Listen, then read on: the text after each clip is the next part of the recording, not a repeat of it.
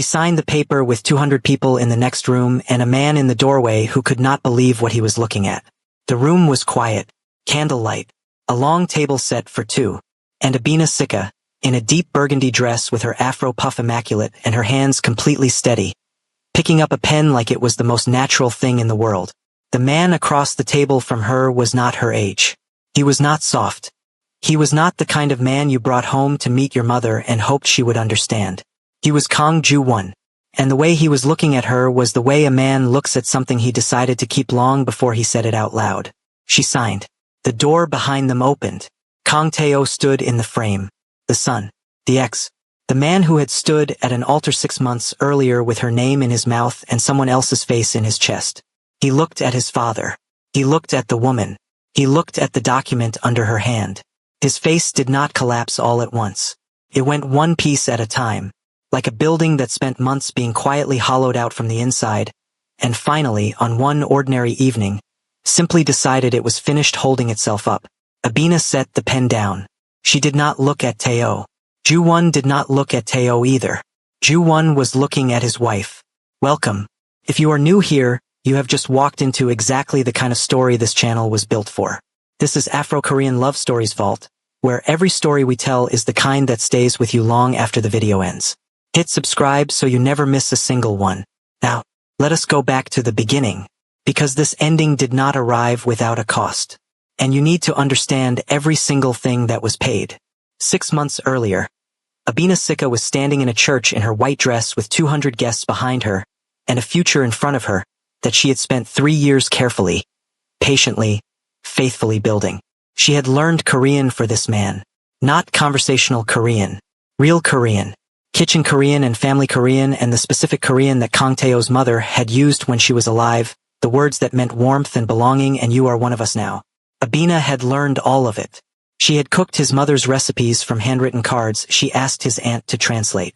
She had shown up to every family obligation, every dinner, every ceremony, dressed appropriately and smiling genuinely and being, by every measurable standard, exactly the woman you bring to an altar. She was not nervous standing there. That is the thing people got wrong when they told the story later. They said she must have known. They said there must have been signs. There were no signs. Or there were signs and she had read them as the ordinary turbulence of a life being joined to another life, which is what you do when you love someone and trust them and have given 3 years of your one life to the project of building something together. The church was full of white flowers and morning light and the soft sound of 200 people settling into their seats. Mama Efua sat in the front row in her deep blue head wrap threaded with gold, her hands folded in her lap, her eyes bright with the specific joy of a mother watching her daughter arrive at the moment she has been praying toward. Nana Amma stood to the left of the altar in a dress the color of ripe mango, already crying, already holding a tissue she had prepared specifically for this occasion. Tae-oh stood at the altar and watched Abina walk toward him. And something in his face, something she would spend the next 6 months replaying in the dark of her apartment, was already decided before she reached him.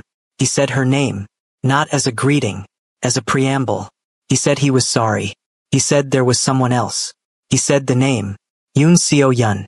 He said it quietly, like volume was the variable that determined how much damage a thing could do.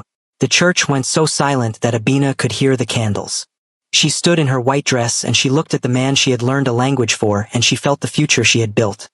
3 years of it, careful and patient and faithful, go quiet inside her.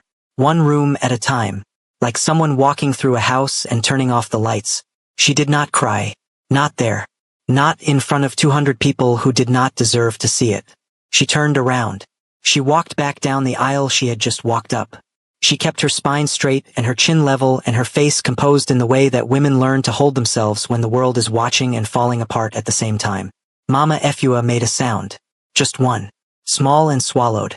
The sound of a mother absorbing her child's pain before it can land on her child any harder than it already has. Nana Amma did not make a sound. She was already moving, already following.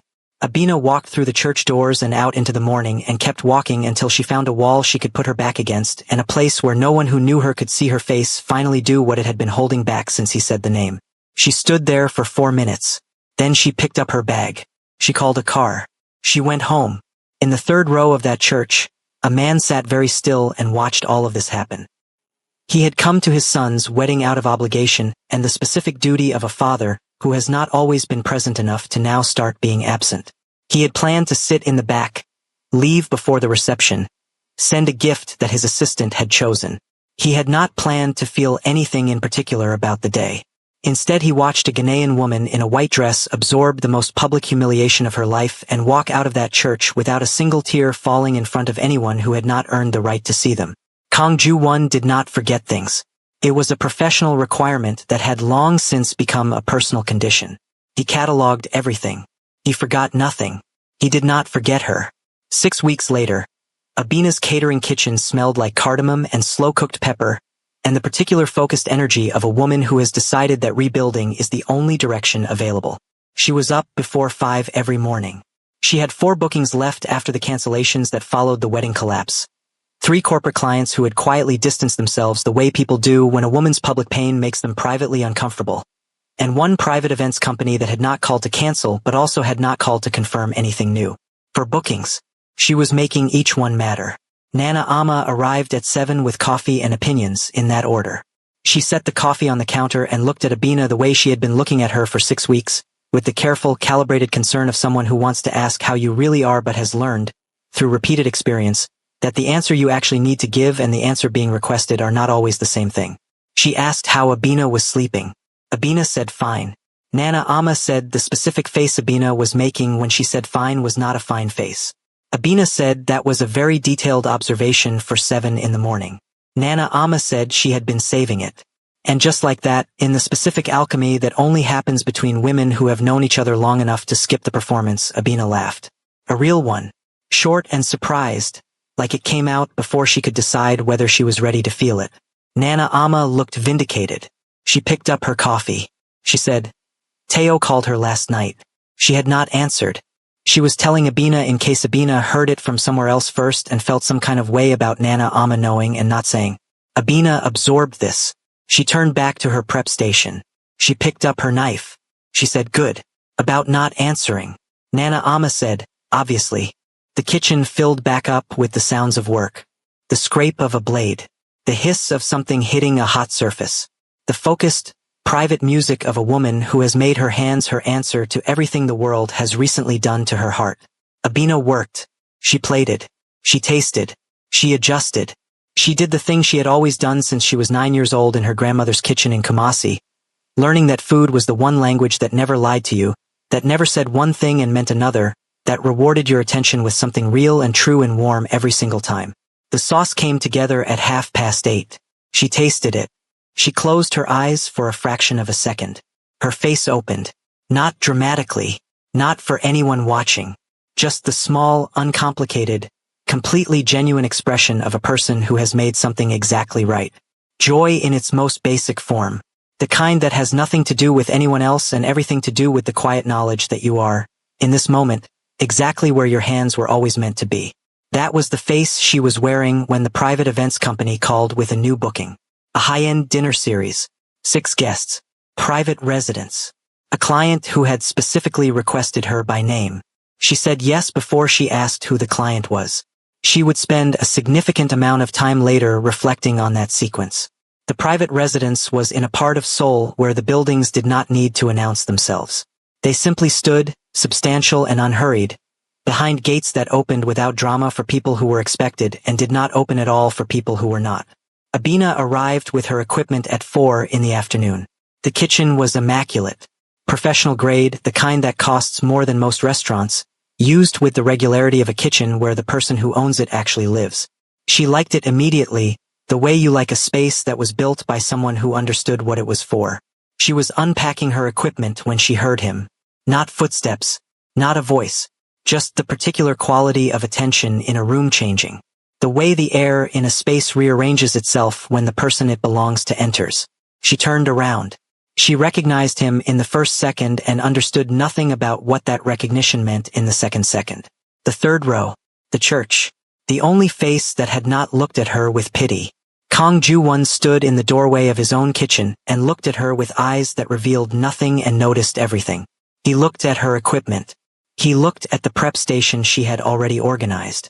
He asked her one question about the menu, a specific technical question about the protein, the kind of question that a person asks when they actually want to know the answer rather than when they are simply performing interest. She answered it. Professional. Clipped. Already running the calculation of how to get through this evening, do excellent work, collect her payment, and return to a version of her life that did not include being in the home of her ex-boyfriend's father.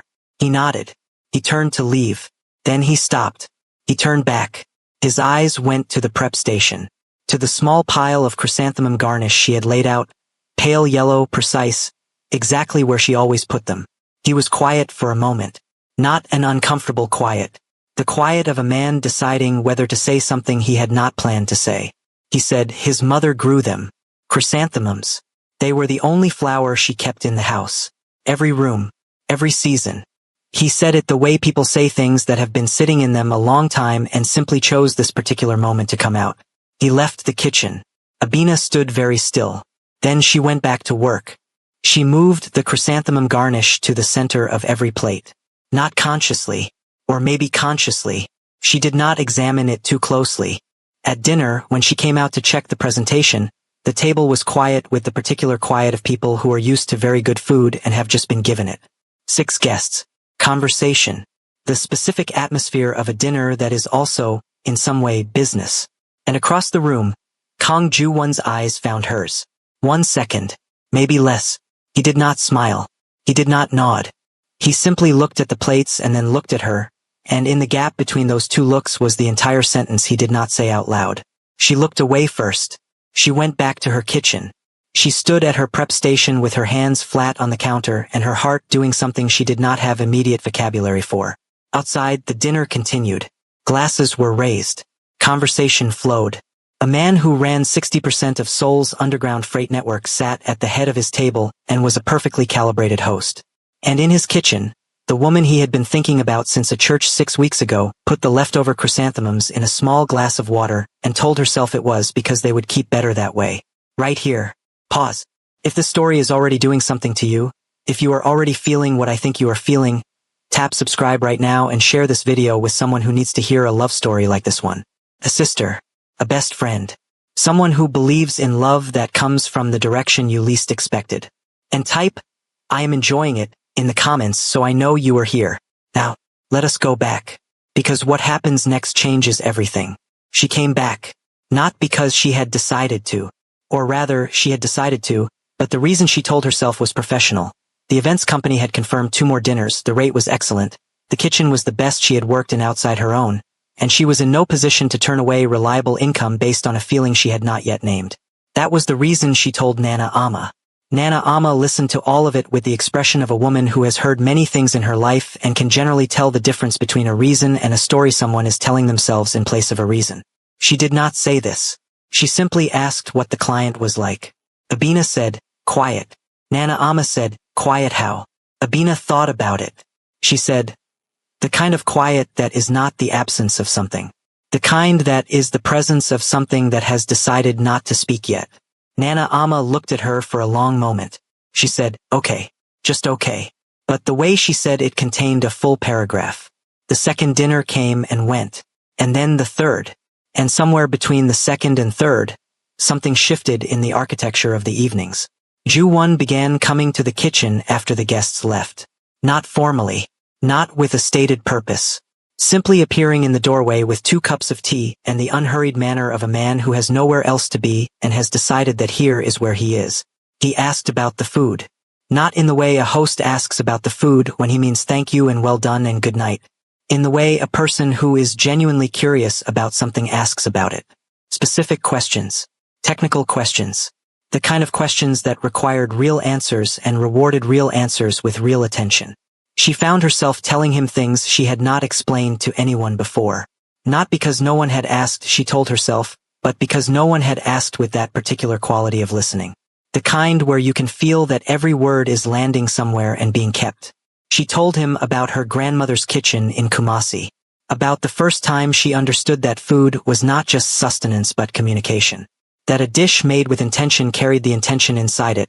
And the person eating it received both the food and the feeling simultaneously, and that this was the most honest form of language she had ever found. He listened to all of it. He said, that is why your food tastes different. She asked what he meant. He said, "Most food feeds you. Yours says something." She did not know what to do with that. She looked at her hands. She said she should start cleaning up. He let her. He took his cup and went back through the house without pressing anything further. And she stood at the sink in his kitchen and felt the particular, disorienting feeling of being genuinely seen by someone and not yet knowing whether that was safe. The fourth evening, she learned why she was there.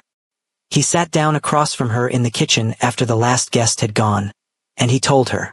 He had not found her through the events company. He had found the events company because he was looking for her. After the wedding, after he watched her walk out of that church, he had his assistant locate her business within the week. He had taken 2 weeks after that to determine the right context for a meeting that would not require her to be in a position she had not chosen. He paused. He said he had watched her walk out of that church and he had thought something he did not think often. He had thought, there is a woman who knows exactly who she is, and the world she was standing in did not deserve that. The kitchen was very quiet. Abina looked at him across the prep station with its clean surfaces and its small glass of chrysanthemums she had brought herself this time, from her own market, without examining why. She said, "You could have just called." He said, "You would not have answered a call from this name." She thought about it. She said, "Fair." Something moved in his face. Not a smile. The thing that lives in the same neighborhood as a smile in a man who has not smiled freely in a very long time. She was still processing all of this, the deliberateness of it, the patience of it, the fact that this careful and controlled man had spent 2 weeks figuring out the right context before he introduced himself to her, like she was something worth approaching correctly, when her phone rang. "Nana ama." She almost did not answer. Then something in the specific rhythm of the call made her pick up. Nana Ama's voice was careful in the way it got when she was trying not to alarm Abina while conveying something alarming. She said, someone had been asking about Abina, about her bookings, about who she was working for. Someone connected to Teo. Abina's hand tightened on the phone. She looked across the kitchen at Juwon. He was already looking at her. His face had not changed, but his eyes had gone to that particular quality of stillness she was learning to read. The stillness that meant he was not receiving new information. He was managing information he already had. She said, "You knew." He did not insult her by denying it. He said, "Yes." She said, "How long?" He said, 10 days. She set her phone down on the counter. She looked at him for a long time. She was doing the calculation that women do when someone they are beginning to trust reveals that their trust has been operating inside a perimeter they did not know existed. She said, "And you said nothing." He said, "I was handling it." She said, "That is not an answer." He said, "You are right. I should have told you sooner. That was a decision I made and it was the wrong one and I am telling you now." The directness of it, no defense, no deflection, just the flat acknowledgement, caught her somewhere she was not expecting. She picked up her bag. She said she needed to think. He said, "Take whatever you need." She left. She sat in the back of a car going nowhere in particular through the lit streets of Seoul and thought about a man who had spent 2 weeks finding the right way to introduce himself to her, who had asked questions about her food because he genuinely wanted to know the answers, who had a chrysanthemum tattoo on his forearm and a mother who had kept them in every room and who had said, in a voice with nothing performed in it, that her food said something. She thought about what Nana Ama had told her. She thought about Kang Tae-oh and whatever he was doing and why. She looked out the window at the city and felt the particular exhaustion of a woman who is trying to rebuild one thing while standing in the middle of several other things she did not ask to be standing in the middle of. She went home. She cooked something. She ate it standing at her counter. She went to bed. She came back to the 5th dinner. She told herself it was the kitchen. It was not only the kitchen. The evening that changed the shape of things did not look significant when it began. The 5th dinner had finished. The guests were gone. The kitchen was half cleaned. Juwon had come in with the tea as he had been doing and sat on the stool on the other side of the prep station as he had been doing, and the conversation had moved the way it had been moving with the easy, unhurried quality of two people who have discovered that the other person's company is something they have stopped needing a reason for. Abina had made something that evening that was not on the menu for the guests. Something she had been building in her head for 3 days. A dish that had no clear occasion, no client brief, no formal purpose. Just something she wanted to make and wanted to see land correctly. She pushed it across the counter to him. He looked at it. He looked at her. He picked up the fork. He ate it in the way people eat food that is doing something to them. Slowly. With full attention. Not performing enjoyment. Simply in it. He set the fork down. He said it was the best thing he had eaten in years. She said, "That is a specific compliment." He said, "I am a specific person." She laughed, quietly, but it reached her eyes, which was the version that counted. He was watching her when she laughed. Not intrusively. The way a person watches something they are grateful to be near. She felt it. She looked down at the counter. She began wiping down the surface that was already clean. He said her name. Just once. The way he said everything, without excess, without performance, exactly as much as was needed and no more. She looked up. He told her that his son had not made a simple inquiry. He told her what Teo had actually done. The scope of it. The specificity. Her home address. Her mother's address in Accra. She stopped moving.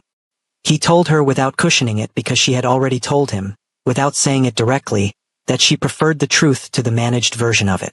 He told her that Lim Byung-soo now had information that turned pressure into something with teeth, and that Teo had provided it, and that this was not something she was going to be left to manage alone. The silence that followed was not empty. It was full of every door she had started to leave open, going very carefully, very quietly back to where they had been before she understood the full dimension of what she was adjacent to. She said, "I need to know something." He waited. She said, "Are you going to fix this because it is a business problem or because it is me?" He looked at her for a long time, longer than he usually looked at anything before speaking. He said, "You already know the answer to that." She did. That was the problem. That was also, she was beginning to understand, the opposite of a problem. 3 days of ordinary life. The strange, temporary grace of a story holding its breath. She brought him dinner on a Tuesday evening. Arrived at his door without a booking, without a brief, without occasion. Just a dish she had made and a reason she did not examine too closely. He let her in. They ate on the rooftop terrace with the city laid out below them in the way Seoul lays itself out at night, generous and lit and entirely indifferent to the small human dramas being conducted on its surfaces. She told him about the first restaurant she had ever worked in. 14 years old. A Ghanaian-run kitchen in Peckham that smelled like groundnut and ambition and the specific energy of a place that knew it was feeding people something they needed. She told him that the head chef, a woman named Auntie Dora who was not actually anyone's aunt, had put a knife in her hand on her first day and said, "Learn to respect what this can do and it will never let you down." He listened to all of it. He asked about Auntie Dora. He asked where she was now. Abina said she had retired, gone back to Accra. Opened a small place on the coast that she had always talked about. He said, "She sounds like someone who finished what she started." Abina said, "She is." He looked out at the city. He said, without preamble, without any of the architecture of a man building to something, "I have not sat on this terrace with anyone in 4 years. I come up here alone. I did not know I had stopped until right now." She did not respond immediately. She looked at the city. She felt the specific quality of a moment she would remember for a long time, in the way you feel a memory forming while you are still inside it. She said, 4 years is a long time to be alone somewhere." He said, "It is different now." She did not ask what he meant. She knew what he meant. He knew she knew. They sat there until the city got quieter. Then her phone rang. "Nana ama." 3 canceled bookings. All in the same hour. The language in the cancellation emails was identical across all 3. A template clearly written by the same hand. Someone had made calls. Someone had applied pressure to her clients from the outside in. Lim Byung-soo had not touched her. He had reached into her livelihood and simply closed his hand. The terrace felt colder than it had a moment ago. She looked at Ju-won. He was already on his phone. He was already moving. She went to his residence the next morning and she was not there as a caterer.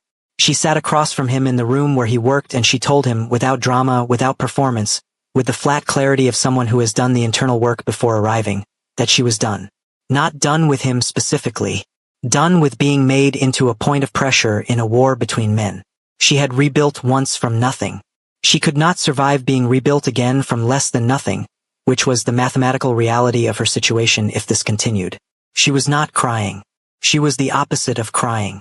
She was the version of composed that is somehow harder to watch than tears, because it represents the full cost of a person having been strong for so long that it has stopped feeling like a choice. Ju-won let her finish. Every word. Then he told her the rest. The full rest. What Teo had done with Lim Byung-soo beyond the inquiry. The route information. The operational detail that could only have come from someone inside his world. His own son. Bleeding information to his most patient enemy. Not out of criminal calculation but out of something smaller and more corrosive. Out of the need to damage something his father valued before his father could value it more than him. She sat with that. She said, "What happens now?" He stood up from behind his desk. He crossed the room with the same quality of movement he brought to everything. Unhurried, deliberate, each step exactly as intentional as the last. He stopped in front of her. He said, she was not collateral. He would not allow her to become a pressure point. He was going to end it. And she should tell him where she wanted to be while that happened. She looked at him. The man who ran 60% of Seoul's underground freight network. The man who had sat at his dinner table and watched a suspected traitor eat an entire meal before asking the one question that ended the evening. The man whose stillness in a room made other men sweat through their best suits. She said, "Here." He nodded once. He picked up his phone. The call to Lim Byung-soo was 4 minutes long. Ju-won's voice did not rise once. He did not threaten. He stated. He informed Byung-soo that the woman was not a variable in any equation Byung-soo was running. That any further contact with her business, her clients, her family, or her person would constitute a declaration that Byung-soo would need to be prepared to back up with everything he had. He gave Byung-soo 30 seconds. Byung-soo took 12 of them. Then he indicated his understanding. Ju-won ended the call. He made a second call. 3 sentences. A name, an address, an instruction. The shipment that Byung-soo had been positioning to intercept would arrive safely and on schedule. The people who had helped him position it would have a long and educational evening. Then he called Teo. That call was shorter and colder. He said, "What you did was a choice. You gave my location, my routes, and her address to a man who has spent 20 years waiting for a reason. You did it not because you believed in what Byung-soo was building. You did it because you were afraid of being replaced in a room you left voluntarily. That is not a son's mistake. That is a man's choice. And choices in this world have consequences that I cannot exempt you from simply because of who you are to me." He paused. He said, "The consequence is this. A company in Japan. Established. Funded. Clean. Yours. You will go. You will build it or ruin it, that is entirely up to you. You will not contact the operation. You will not contact her. You may attend the wedding because I will not take a father from you on the day you might finally understand what you lost. But you will attend as a guest." He ended the call. He stood in the middle of the room for a moment. Then he turned around. Abina was looking at him with an expression he had not seen on her face before. It was not fear. It was not gratitude. It was the look of a woman who has just understood something true and is in the process of deciding what to do with the truth now that she has it. She said, "You could have done all of that weeks ago." He said, "Yes." She said, "You waited until I was in the room." He said, "Yes." She said, "Why?" He said, "Because I wanted you to know that what I do knowing you are watching. I have nothing in this room I am hiding from you. What you see is what I am. And I needed you to see it before you decided anything." She was quiet for a long time. Then she said, "Show me the kitchen." He looked at her. She said, "Your kitchen. Show me what you have. I am going to cook something and you are going to sit down and you are going to tell me everything about your mother and the chrysanthemums, and then we are going to figure out the rest." He showed her the kitchen. The document on the table was a business registration. Her name, a restaurant address, a building on a street in Yongsan that she had pointed at from a taxi window weeks ago. In the half sentence you say when you are not really speaking to anyone, when you are just letting something you love move through you out loud. She had been in a taxi with him. She had said, "That building. I always thought that building would make a beautiful restaurant." She had said it quietly, half to herself, and moved on to something else. And she had believed, completely, that it had gone nowhere. She looked at the document. She looked at him across her kitchen table, her actual kitchen table in her small apartment where he had knocked on the door with the document in his hand, and a look on his face that she had learned, over these past weeks, meant that he had something he needed to say and had already decided to say it directly. She said, "What is this?" He said, "An answer to a question you have not asked yet but that I have been waiting to be asked." She said, "What question?" He said, "Whether I am serious." She looked at him. She said, "Are you?" He said, "I have been serious since the church. I have been serious since the chrysanthemums. I have been serious since you told me that food says something, And I sat in my kitchen alone the next morning and thought about what it means to be spoken to clearly after years of being spoken at. He said, I want you, not as a caterer, not as a business arrangement, not as something that makes Teo understand what he lost. You, the specific, particular, complete fact of you. And I am not asking you to be unafraid of what I am or what my world is. I am asking you to decide if what I am offering is worth what it costs to stand beside it. The kitchen was very small. The morning was very quiet. She looked at the document. She picked up the pen. She signed. Then she put the pen down and she looked at him and she said, I have one condition. He waited. She said, no more surprises that involve my mother's address. Something happened in his face. It was small, fractional. The softening she had been watching for since the first evening, arriving finally, completely, in her kitchen at 9 in the morning with no guests and no occasion and no performance required. It was the closest Kang Ju-won had come to a smile in a very long time. He said, agreed. The ceremony was small. A courtyard garden at the edge of the city at dusk, strung with warm light, with the kind of flowers that do not need to announce themselves. 2 witnesses, Nana Ama, who had been crying since she arrived and showed no signs of finishing, and Ju-won's most trusted lieutenant, a broad quiet man named Tae-han, who stood very straight and studied the middle distance during the emotional parts and managed it with approximately 60% success. Abina wore deep gold Kent. Not white. She had her white dress moment. It was someone else's story now. This dress was hers. Every thread of it. Ju-won wore charcoal. The chrysanthemum pin at his lapel. The one that had been there every dinner, every evening, every conversation in his kitchen and hers. He watched her walk toward him. The man who could end a meeting with a nod and have a man gone by morning. The man whose voice not rising was the most frightening thing in any room. That man stood in a courtyard strung with warm light and watched this woman walk toward him and did not hide a single thing on his face. He took her hands when she reached him. He held them the way he held everything he had decided to keep. With complete stillness. With the absolute, unhurried certainty of a man who has finally, after a very long time, made a choice that has nothing to do with strategy and everything to do with the person standing in front of him. 3 months later, her name was above the door of a restaurant on a street in Yongsan, in the same font as the embroidery on her chef whites. She stood outside on the morning of the soft launch and could not find her voice for a moment. She had built things before. She had rebuilt things before. This was different. This had her name on it in a way that did not depend on anyone else's choice about whether to keep her. Ju-won stood beside her. He did not put his arm around her. He put his hand over hers where it was gripping the strap of her bag, steady and warm and entirely present, and he stayed there while she found her breath. She found it. She opened the door. She went to work. Mama Efua came from Accra for the first full week. She walked through every room. She ran her hand along the kitchen counter. She looked at her daughter's name on the wall and stood there for a long time with her hands folded and her head wrap gold-threaded, and her eyes doing the thing that mother's eyes do when the world has finally given their child something it always owed them. She sat at the best table in the house. She asked to meet the man. Ju-won sat across from Mama Efua. She looked at him the way she had been looking at men who approached her daughter since Sabina was 19 years old. Thoroughly. Without rushing. With the specific, unhurried precision of a woman who has learned that the things worth knowing about a person do not live on the surface. She asked him one question. She asked if he understood what her daughter had already been through before she arrived in his life. He said yes. He said it without elaboration. Without the speech a man makes when he is managing an impression. Just yes, delivered with the flatness of a man stating something he considers factual rather than something he is presenting for approval. Mama Efua looked at him for another long moment. She picked up the menu. She said she hoped the food was as good as Abina said it was. It was. She ate everything on the table. She left nothing on any plate.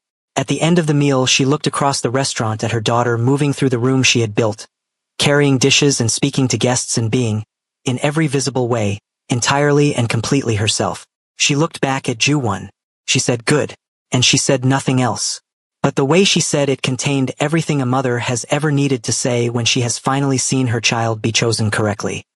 She told him in the kitchen of their home on a Tuesday morning in February. He came in at 7:30 as he always did. The kitchen smelled like coffee and something she had been cooking since 6, a slow thing, a patient thing, The kind of cooking that happens when someone has something they need to say and does not yet know how to say it out loud. There was a chrysanthemum on the counter. 1. In a small glass of water in front of his coffee cup. He saw it when he walked in. He stopped. He looked at the flower. He looked at her. She did not say anything. She stood across the kitchen with her hands wrapped around her own cup and watched his face. Kang Ju-won. The man who had held his composure through negotiations that dismantled lesser men. The man whose face had been a controlled and deliberate thing for as long as anyone in his world could remember. The man who had sat across from traitors and rivals and the full weight of a world that required him to be unreadable, and had been. He could not hold his face still. He crossed the kitchen in 3 steps.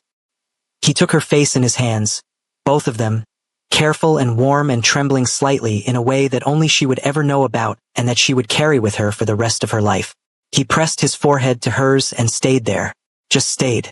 While the city woke up outside the window and the coffee finished brewing and the slow thing on the stove continued its patient work.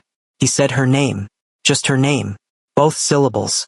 The way names sound when they are said by someone who means the whole of them, the history and the future and the particular, irreplaceable, specific fact of that person, chosen and held and not going anywhere. She closed her eyes. She stayed there. He came to the reception. He had told Seo-yun he would not. He had told himself he would not. He came. He stood at the edge of the room in a dark suit, a glass in his hand that he did not drink from, and he watched. He watched his father dance with Abina. Not a performance. Not a public display. The slow, private, almost reluctant movement of 2 people who have stopped needing an audience for the things that matter most to them. His father's hand on the small of her back. Her face turned slightly up toward his. Something said quietly. Something that made the corner of his father's mouth shift in the way Teo had spent his entire childhood trying to make it shift. He had never made it shift. He set his glass down on a table near the door. He stood for one more moment. He watched the man who had given him every material thing he had ever owned look at a woman like she was the first thing in 20 years he had wanted for reasons that had nothing to do with what it cost or what it built or what it protected. Teo left quietly. He did not make a scene. He walked out into the night and stood on the pavement outside for a while, letting the cold air do what it did. He understood something out there that he had not understood inside. He understood it at a cost that would take him years to fully calculate. And he got in his car and he went home and he started, in the small and unglamorous way that real changes actually start, to figure out who he was when he was not trying to be seen. Years later, a Sunday morning, their kitchen, the restaurant fully booked 3 months in advance. Her name above the door. His chrysanthemum pin on the jacket hanging by the entrance, because Sunday mornings did not require the jacket. A child sat on the kitchen counter eating fruit with the absolute, unquestioned confidence of a person who has never known a world that did not make room for them. She had her mother's eyes, the large dark almond ones that held emotion longer than the voice did.